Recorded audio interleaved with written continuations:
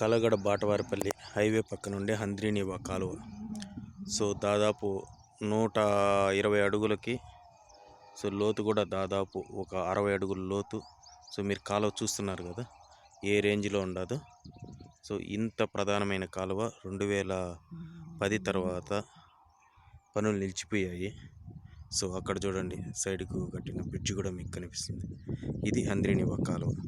ఈ కాలువకు కృష్ణానది నీళ్లు రావాలి. యాక్చువల్లీ ఎప్పుడు కృష్ణానది ఉప్పొంగేటప్పుడల్లా కూడా శ్రీశైలం నుంచి బ్యాక్ వాటర్ చేసుకొని ఇలా వచ్చేలా ఏదో హంద్రీనివా ప్లాన్ చేశారు.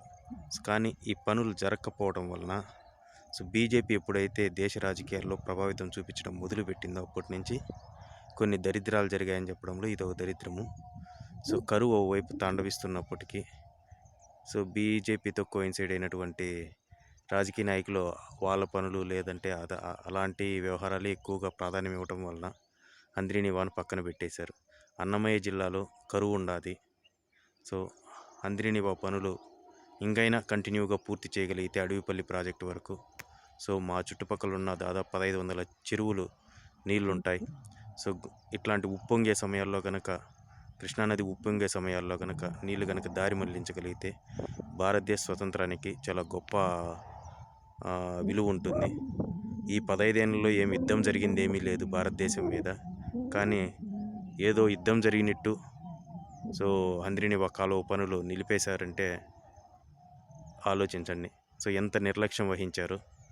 ఈ నిర్లక్ష్యం వల్లనే గత 5 ఏళ్ళుగా అయితే మరీ నిర్లక్ష్యం, దారుణంగా రాజకీయ కూడుగా దీని డబ్బులన్నీ విత్డ్రా చేసుకున్నారు. ఇంకైనా సరే దీన్ని నిజాయితీగా కంప్లీట్ చేస్తే చాలా బాగుంటుంది.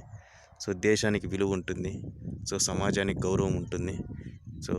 మాకైతే సంక్రాంతి తర్వాత కరువు వాతావరణమే ప్రభావితం అవుతూ ఉంటుంది. ఇక్కడి నుంచి రైతులు బయట ప్రాంతాలకు వెళ్ళి వ్యవసాయం చేసుకుంటూ వ్యవసాయ కూలీలుగా ఉంటారన్నమాట సంక్రాంతి తర్వాత. ఆ దౌర్భాగ్య పరిస్థితి నుంచి బయటపడతారు. సమాజంలో విలువైన గౌరవంతో ఆత్మగౌరవంతో జీవిస్తారు. ఇవి మా మెట్ట భూములు అన్నీ అట్లా ముళ్ళ చెట్లు వీళ్ళతో అట్లా నిండిపోయాయో మీరు చూడవచ్చు. ఇది వాతావరణ పరిస్థితి. జై హింద్, జై శ్రీరామ్, జై తెలుగుదేశం. చంద్రబాబు నాయుడు గారు హంద్రీనివా పనులు కంటిన్యూగా చేయాలి అడవిపల్లి వరకు అని ఆకాంక్షిస్తూ జై చంద్రబాబు నాయుడు.